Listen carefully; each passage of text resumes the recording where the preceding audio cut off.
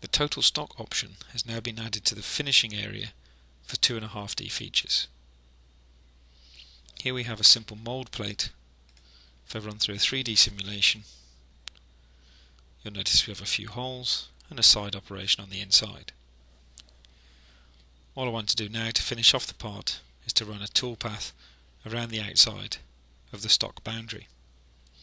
This will make sure that my plate is nice and square. To do this, I'm going to select a curve around the outside. I'm going to go in and create a new feature, a side feature with that curve. Just check my depth is good. Choose next, next, and next until I get to the strategy page. Now, in previous versions of FeatureCAM, I would have had to keep the roughing on and set the total stock in the roughing before actually turning the roughing off. But now I can turn the rough off before I create the feature. Choose Finish, and then under the Finishing tab, under Milling, you'll notice we now have a total stock value.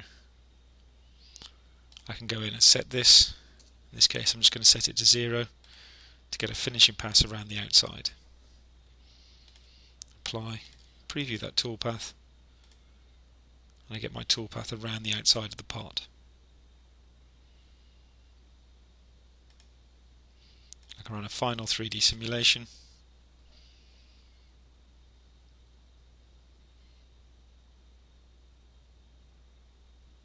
To show my machining operation.